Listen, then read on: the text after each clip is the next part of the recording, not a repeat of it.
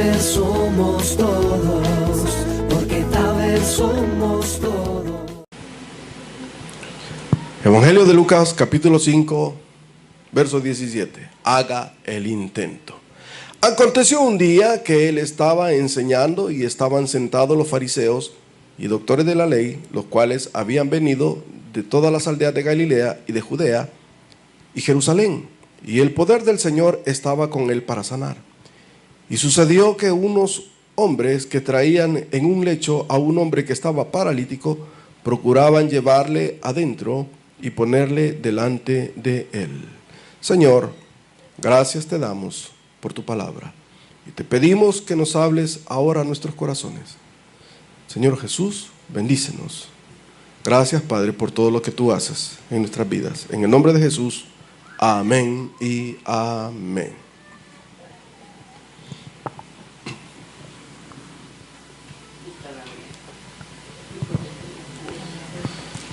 Haga el intento.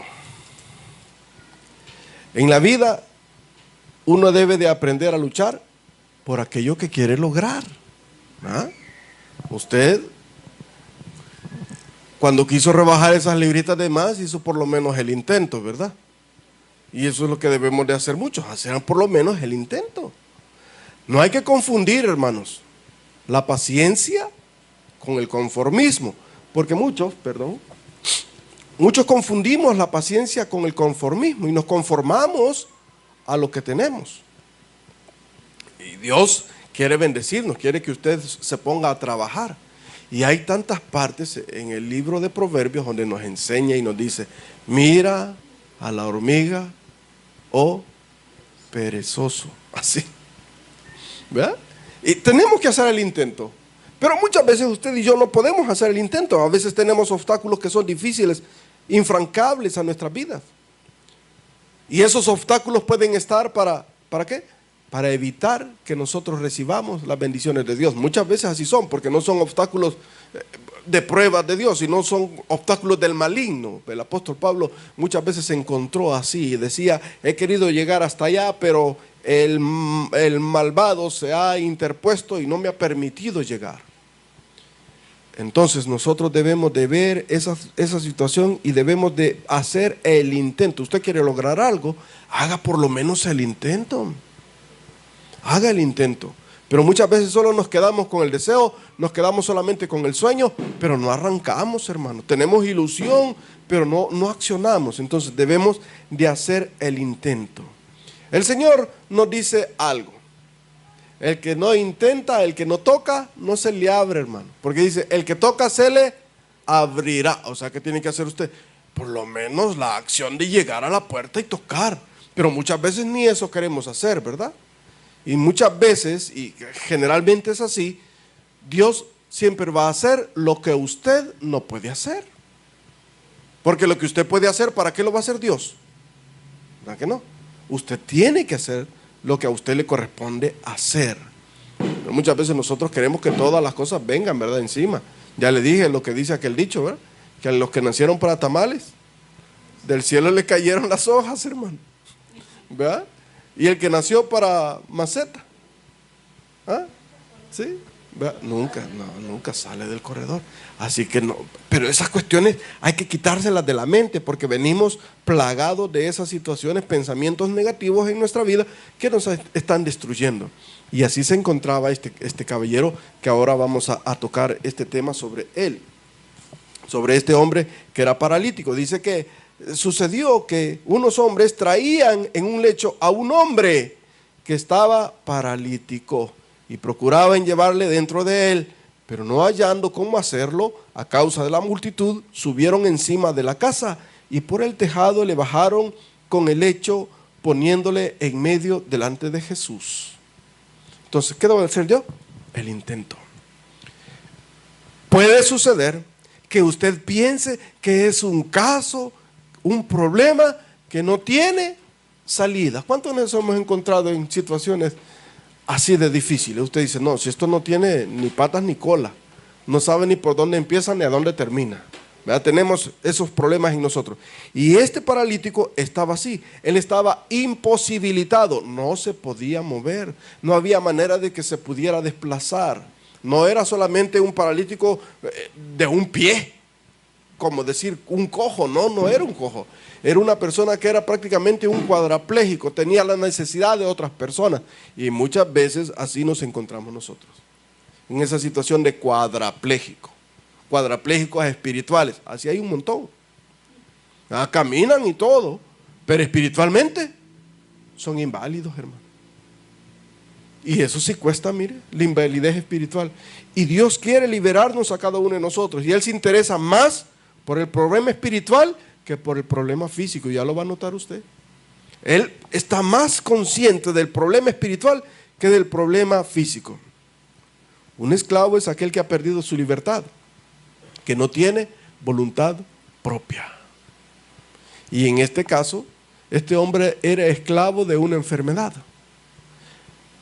Él no tenía voluntad propia, porque él, si quería ir a un lugar, necesitaba que lo llevaran.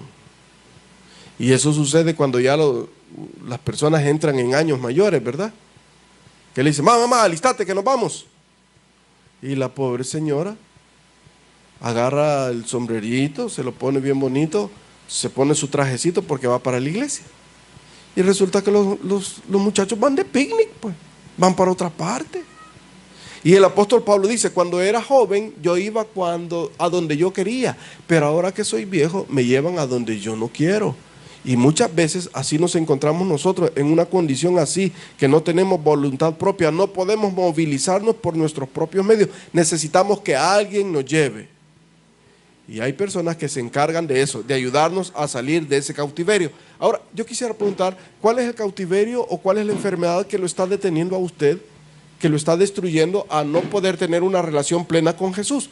Porque cuando nosotros estamos enfermos, eso nos detiene a que podamos tener una relación completa con Jesús. Me refiero a una enfermedad del alma, ¿verdad?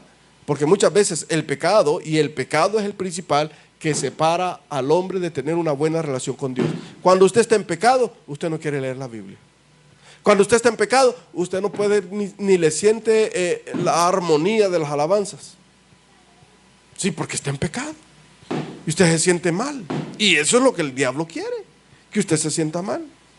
Pero amados, yo le digo, la iglesia es el hospital del alma. Y usted cuando esté en esa condición, véngase, busque a Dios, lea su Biblia, búsquelo en oración. Pídale a Dios que le ayude, porque es necesario que nosotros acudamos a Él para que Él pueda liberarnos de esa enfermedad que nos está subyugando y está rompiendo toda nuestra voluntad. Debemos de buscarlo de esa manera. La condición de este señor no era sencilla, hermano. Y puede hacer que su condición tampoco sea sencilla, ¿verdad? Porque para los problemas cada uno los tiene, ¿verdad? Y si usted no puede hablar del problema de aquel ni del problema de aquel, tiene que hablar de su propio problema. Porque qué bonito es estar hablando de aquel, pero cuando va a ponerte los zapatos de aquel, pues a ver si es cierto. Ahí es diferente, hermano. Porque muchas veces decimos y nos fijamos, ay, que ese drogadicto, que es ese borracho, ese es un mujeriego, ese es no sé qué. Póngase los zapatos de él. Probablemente aquel hombre o aquella mujer está luchando por esa enfermedad, por ese problema de drogadicción. Es probable que esté luchando. Pero muchas veces nosotros solo nos ponemos con argucia, ¿verdad? A estar viendo que las condiciones no son sencillas para todos. ¿Se ha puesto usted a pensar cómo está su interior? ¿Ya se ha hecho un autoexamen? Preguntándose cómo está. ¿Cómo se siente ahora? ¿Triste? ¿Solo? ¿Incapaz? ¿Adolorido? ¿O gozoso? Con esperanza, con alegría, sabiendo que Jesús nos lleva a cada uno de victoria en victoria. Dios nos lleva así. Entonces yo debo de cambiar aquella desesperanza por esperanza. Tengo que transformar mi vida y tengo que buscar. Si alguien me dice, ay, vení, te voy a ayudar, hay que permitir, hermano. Porque mire lo que sucede aquí. Veamos lo que dice en el verso 17. Mire, hay algo bien interesante. Aconteció un día que él estaba enseñando y estaban sentados los fariseos y doctores de la ley los cuales habían venido de todas las aldeas de Galilea y de Judea y Jerusalén, y el poder del Señor estaba con él para sanar. ¿El poder de quién estaba? Estaba el poder de Dios con Jesús para sanar. El poder del Padre estaba con él. Estos señores que habían llegado aquí, los escribas y los doctores de la ley, los fariseos que habían llegado ahí, habían llegado para indagar ¿cuál es esa situación? Pues porque algunos habían llegado por curiosidad y estos tipos habían llegado a eso para hacer el examen. ¿Y quién llegó ahora a la iglesia? ¿A qué? Uy, ese llegó. Sí, ese llegó. No puedes parecer que ese es pecador, pero llegó, ¿no? Y algunos así están especulando para ver qué es lo que Dios, lo que Jesús iba a hacer, para confirmar, para saber si Él verdaderamente era el Mesías. Para eso estaban ahí. No crean que estaban por buenas piezas, hermano. Los religiosos son así. Los religiosos siempre andan midiéndolo a usted a ver si usted no cumple con el parámetro de la regla. Usted no cumple. Use la falda larga, o usa la manga larga. Ahí le andan, sí, así son. Entonces nosotros tenemos que ver eso. Y estos señores habían llegado de esa manera y se encontraron que iban a recibir la gran lección de su vida. Iban a recibir. Nuestro Señor Jesús estaba por demostrar, por demostrar y hacer un despliegue total de su poder para tocar los corazones de aquellos religiosos que estaban engreídos, así, porque eran engreídos, infatuos, llenos de vanidad. No, es que yo ayuno, yo leo la Biblia, pero ¿para qué la lees? ¿Para que el Señor te hable? ¿O solamente para andársela restregando a medio mundo? ¿Para qué lo haces? Es que yo oro viendo a Jerusalén. Sí, así son algunos, de esa manera, religiosos. Y fíjese que el Señor la tenía con los religiosos. Sí, la tenía con los religiosos. A mí los fariseos y los escribas me dan lástima, los pobrecitos, porque el Señor Jesús cada vez que podía se los aplazaba. Y eran doctores de la ley y los aplazaba, hermano. Conocían la escritura, la conocían, pero Jesús se los aplazaba porque Él era el autor de la palabra. Y se los aplazaba así. Ay, señores, es que yo no dije eso, tipos. Ustedes la están interpretando así. Y ese era el problema de ellos. Amados, cuando usted vea que la oportunidad no es nada fácil, que las situaciones están difíciles, ya no se preocupen. Ocúpese mejor.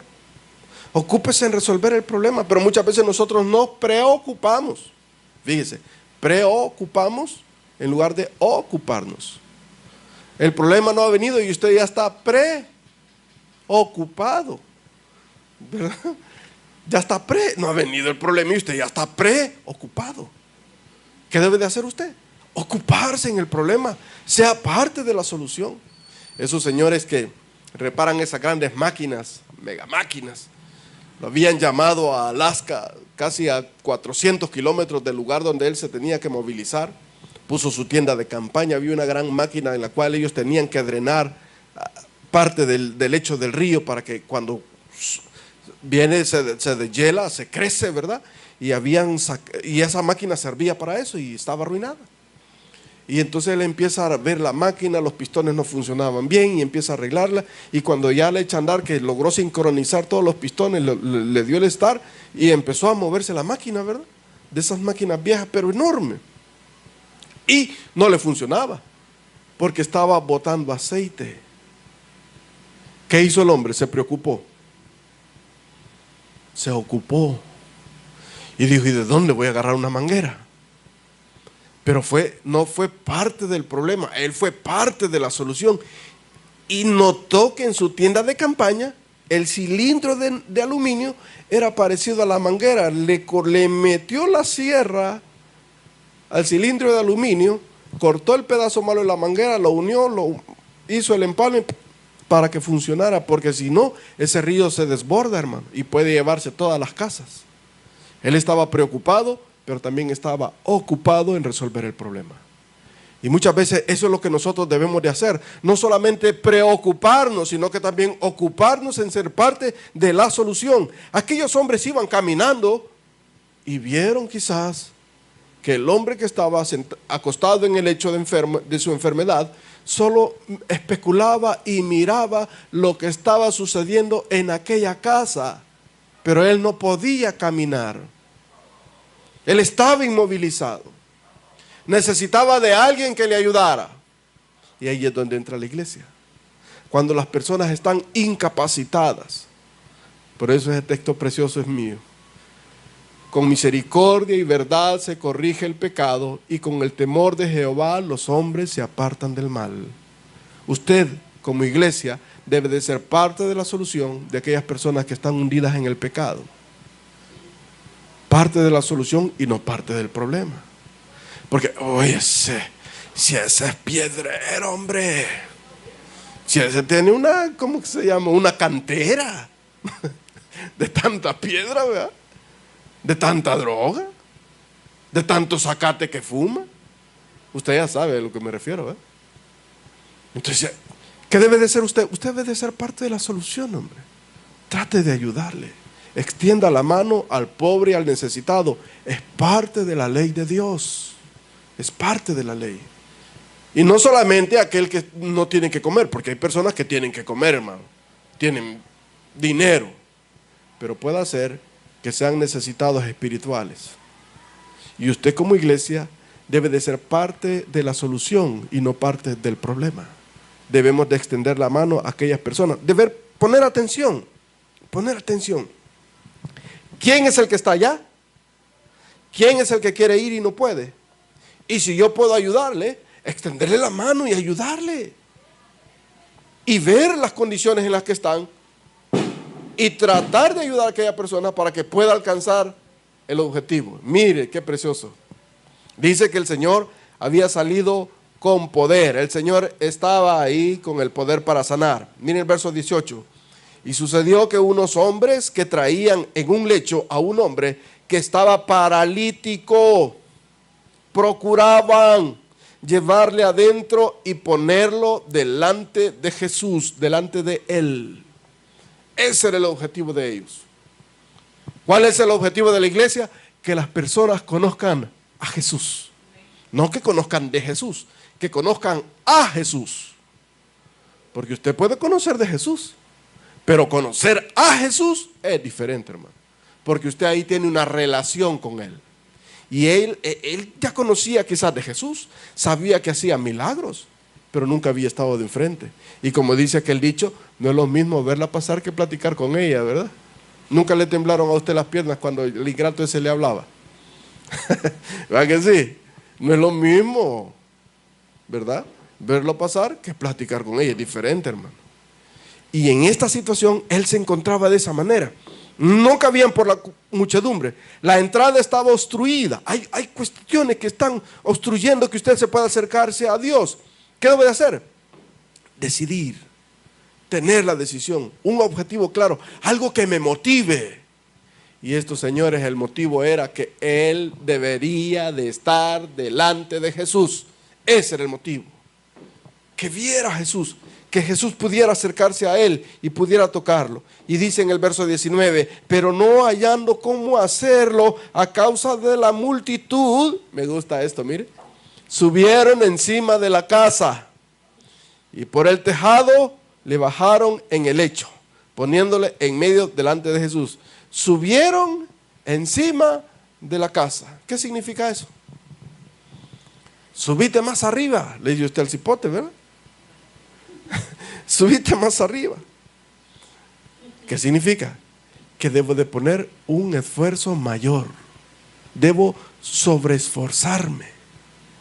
Porque no podían entrar por la multitud. Mire, la casa donde Jesús estaba era casi como esto. Un cuartito así pequeño. No es tan grande. Y ahí estaba Jesús rodeado de un montón de gente. No cabían quizás unas 50 personas, no cabían, porque los cuartos son pequeños. Eran habitaciones pequeñas de unos 36 metros cuadrados a lo mucho. Pero esas casas son singulares, porque todas esas casas tienen unas graditas en la parte de afuera que comunican al techo, parecida a las gradas que suben acá, ¿verdad? Lo único que esas gradas subían hasta el techo, y ese techo lo ocupaban para ellos calentar el grano en el verano. Y arriba tenían una especie de ventana, ¿verdad? Tenían una especie de ventanita que estaba cubierta. Y solamente para poder que entrara la luz, ellos quitaban el tejadito y entraba la luz. Porque las casas de los israelitas en ese tiempo, y ahora ya no, hoy son diferentes, ¿verdad? Pero en ese tiempo eran enramadas y tenían tierra y estaban calafateadas con asfalto. Con asfalto o brea, las calafateaban para que no goteara. Entonces era una especie de plafón de tierra. Así los hacían ellos. Si hubiera sido un plafón completo de tierra, eso hubiera sido un desorden, hermano. Porque ¿cuántos han estado botando una pared? Se hace un tierrero bárbaro, ¿verdad? Entonces creo yo, como el evangelista aquí, Lucas, lo pone de esta manera. Recuerde que Lucas, en su contexto griego, él lo está viendo todo de una forma romana, ¿verdad? Así lo está viendo, y por eso dice desentejá, y desentejaron para que pudiera descender el hombre. Ellos se encontraron, tuvieron su problema, había la multitud, pero no fueron parte del problema, fueron parte de la solución. Dijeron, no muchachos, aquí no se puede, démosle por arriba. Hicieron un esfuerzo sobrehumano, y eso es lo que Dios quiere que usted haga un esfuerzo sobrehumano por aquellas personas que no conocen de Jesús. Usted como iglesia, yo como iglesia, debemos de predicar, de enseñarles, de traerlos a los pies de Cristo. No a esta iglesia, a los pies de Jesús. Eso es lo principal, a los pies de Jesús. Los hombres deben conocer a Cristo. Deben conocer a Cristo como su Señor y su Salvador. Eso es lo principal. Nosotros como iglesia, eso es lo que debemos. No es nada fácil, hermano. Hay obstáculos, hay problemas, se dan situaciones, tantas cosas que pueden haber. ¿Qué le digo? No se desanime. No se desanime. Sígale dando. Ya le va a dar a usted al gordo. Usted sígale dando. Ya le va a dar al gordo. Usted sígale dando, pues. Ya va a llegar por ahí. ¿Verdad? Busque las soluciones a ese problema y no sea parte de esa situación difícil. Hay unas acciones que nos ponen límites y usted dice, no, hasta aquí llegué yo. Aquí ya no puedo, va. Entonces, cuando usted llegue en esa situación, le digo yo, por eso le digo yo, no se preocupe, ocúpese, trabaje, y se va a dar cuenta que todas esas cuestiones van a salir. Ellos se subieron al techo, rompieron el techo y lo bajaron por el techo. Qué bonito es, ¿verdad? Esa situación tan interesante que nuestro Señor Jesús ve aquí. Y mire lo que, esto me gusta. Y lo subieron a la casa, dice, y por el tejado le bajaron con el lecho, poniéndole en medio delante de Jesús. Y mire qué precioso es. Al ver Jesús la fe de ellos, no del paralítico, la fe de ellos. Amados, si cargar a un hombre cuesta, hombre. La vez pasada que se desbarrancó mi hermana y yo la quise levantar, no, hombre, pesa. Si pesa, pues, ¿verdad? Y ese hombre pesaba, bajándolo entre las gradas, subiéndolo para que llegara hasta donde Jesús sin que se golpeara. Porque sí, aquí traigo este costal de papa, tíralo, ve. No hicieron así. Lo bajaron despacito, hasta que llegó delante de Jesús. Y al ver Jesús, la fe de ellos, la fe de la iglesia, la fe de los que predican las buenas nuevas, al ver la fe de ellos, Jesús tuvo misericordia. Cuando las personas andamos allá, salimos a predicar y nos cae el gran pencazo de agua encima y los perros nos siguen y tantas cuestiones que usted se encuentra ahí, ¿verdad? Usted se sube al bus a predicar y la señora le pega con el canasto, le tiran un tomate twist, un mango twist y de todo. Ay, es terrible. Pero al ver la fe de los que andamos ahí, Jesús tiene misericordia y puede tocar el corazón de aquellas personas, porque recuerde La fe viene por el oír y el oír por la palabra de Dios. Entonces, dice aquí que al ver él la fe de ellos, le dijo al hombre: tus pecados te son perdonados. Amados, ¿qué querían los hombres? Los hombres querían que lo sanara. Si usted está interesado por su chasis, ¿verdad? No, este voladito hay que cuidarlo. Usted así dice, hay que ponerlo a dieta. No hay que darle tanto pan ni tanto café. Usted se pone ahí a estar tratando de que se vea bien, ¿verdad? Y cuando ya se empieza a desbordar, usted dice, hey, ¿qué está pasando aquí? Hay que empujar esto. ¿O no? ¿Verdad que sí? Usted trata de poner así, sume el estómago y le sale el pecho hasta aquí así bien grandote. Como que son esos pavos cuando se inflan, ¿verdad? Así. Entonces, nosotros estamos preocupados por eso. Y el hombre está preocupado por eso. Y los religiosos están preocupados por eso. Pero Jesús no se preocupa por eso. Jesús se preocupa por lo que está dentro, por su corazón. Eso es lo importante. Porque Jesús dijo, no temáis al que puede matar el cuerpo, temed a aquel que puede matar tu alma. A ese temed. Nosotros debemos de ver de esa manera como Jesús miraba. Y Jesús le dijo, tus pecados te son perdonados. Entonces, mire, esto me gusta, porque hay aquí un impasse de tiempo. Y dice, y entonces, tenían que saltó la liebre, ¿verdad? Saltó la liebre, mire lo que dice.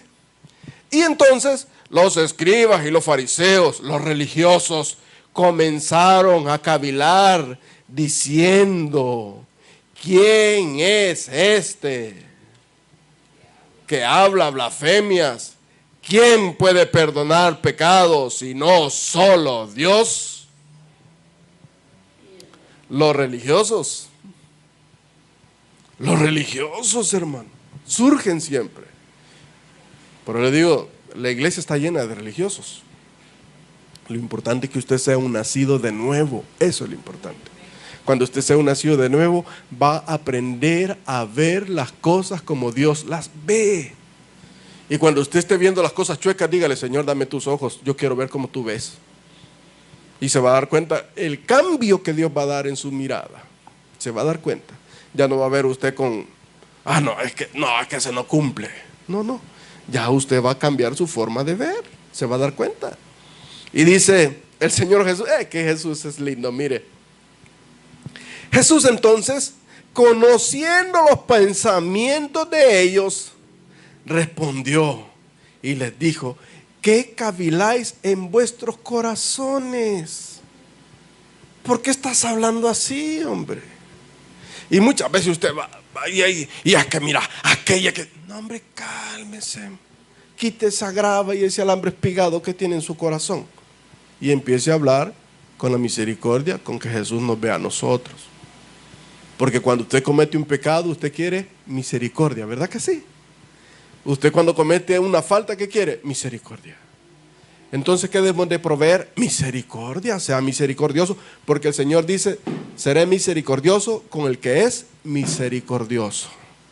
Pero con el que es así, que se la quiere llevar de recto, también a ese. ¿Usted quiere alcanzar la misericordia? Sea misericordioso. Porque las palabras duras destruyen, hermano. Dice que las palabras duras destruyen, pero las palabras suaves hacen amigos. Usted sea misericordioso. Nuestro Señor Jesús era misericordioso. Y dice, ¿qué está cavilando en vuestros corazones? Y aquí viene la pregunta. ¿Qué es más fácil decir? ¿Tus pecados te son perdonados? O decir, levántate y anda. ¿Qué es más fácil, hermano? ¿Decirle, tus pecados te son perdonados? O decirle a aquel hombre que era cuadrapléjico, decirle, hey, levántate, ve, agarra tu cama y andate. ¿Verdad que estaba difícil? Y se las puso bonita a los fariseos. Y los fariseos dijeron, bueno, si les decimos de que tus pecados te son perdonados, lo igualamos a Dios. Y si le decimos que tome su lecho y que se vaya, también, porque Dios está con él respaldándolo. ¿Qué decimos ahora? Los puse en tremendo contradicho a ellos mismos y ellos no hallaban ni qué decir. Y muchas veces lo mismo le sucede a los religiosos. Yo tengo una cita bíblica muy preciosa, Gálatas 6:1. Tú que te crees espiritual, ora por aquel, no sea que tú también caigas y seas tentado y caigas en la misma condenación.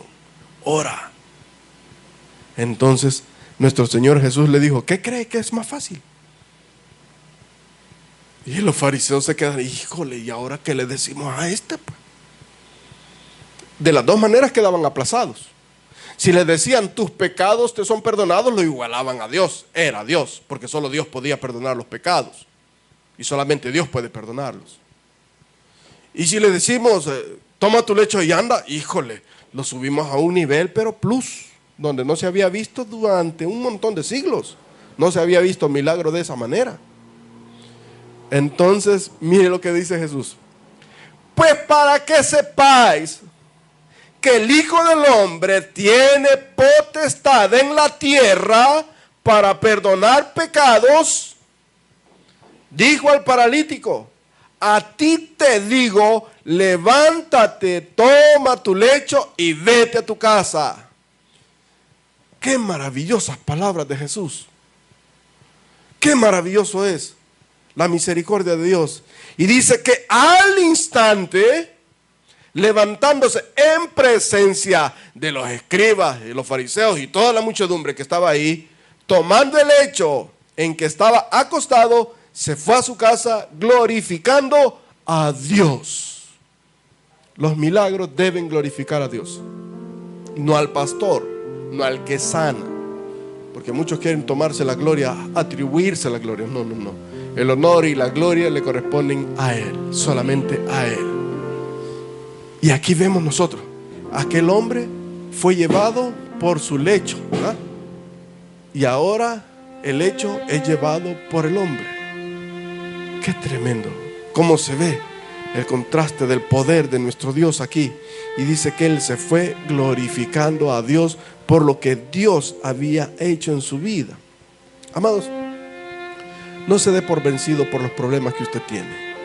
Yo no sé cuál es la situación en la que usted está pasando. Yo no sé cuál es el pecado con el que usted está peleando. Yo no lo sé. Usted tiene su demonio ahí con el que usted se agarra todos los días. Usted sabe cuál es. Lo agarra por aquí, le hace la Nilsson, le pone y de vez en cuando a usted le pega una que otra trastaleada también el maligno a usted y dice, me tropecé, ¿verdad? ¿Qué le digo? Levántese, hombre. La palabra de Dios dice que el justo cae 7 veces y las 7 veces se levanta. Así que usted debe de levantarse. No hay nada que sea imposible para Dios. Usted siga caminando. Amado, ¿cree usted que Dios no sabía que usted iba a pecar mañana?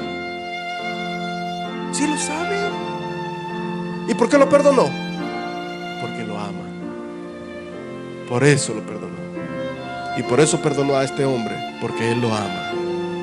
Y el amor de Dios es tan grande para con cada uno de nosotros, que no importa el color, ni el tamaño de su pecado, ni la enfermedad espiritual que usted tenga, Dios quiere perdonarlo. Eso es lo principal. Dios quiere perdonarnos a cada uno de nosotros. Y el Señor Jesús lo dice, yo he venido a buscar y a salvar lo que se había perdido. Eso es lo que Él quiere. Lo que no tiene causa, aquello que ya se desperdició, eso es lo que Dios quiere. Dios quiere rescatar a cada uno de nosotros, aquellos que nos hemos descarriado. Dios quiere rescatarlo. Debemos de hacer el intento por entrar y superar el obstáculo que está enfrente. No se ponga a pensar en la multitud. No se ponga a pensar en la muchedumbre. No se ponga a pensar en los religiosos, porque aquí estaban los fariseos y los escribas, los doctores de la ley. Ahí estaban. Póngase en cuenta cuál es el objetivo que usted tiene. Y su objetivo principal es estar delante de la presencia de Dios, para que cuando usted esté delante de Él, usted pueda recibir el perdón, la salvación y la vida eterna que solamente encontramos en nuestro Señor Jesucristo. Vamos a orar. Padre, gracias te damos, Señor, por todo lo que tú haces. Gracias, Padre bendito, por tu bondad, por tu misericordia. Señor, te suplicamos que bendigas a cada uno de los que aquí estamos. Que tú nos ayudes, Señor. Padre Santo, te suplico por aquellos que no conocen de Jesús, que, Señor, que están alejados, que por una u otra situación se han descarriado. Amigo que me escucha, abra su corazón y reciba a Cristo como su único y suficiente Salvador. Al final habrá una oración.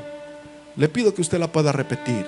Repítala con fe y permita que Cristo pueda ser el Señor y Salvador de su vida. Señor, te damos a ti, Dios eterno, la gloria y la honra. Te bendecimos, Señor, por todo lo que tú haces en cada una de nuestras vidas.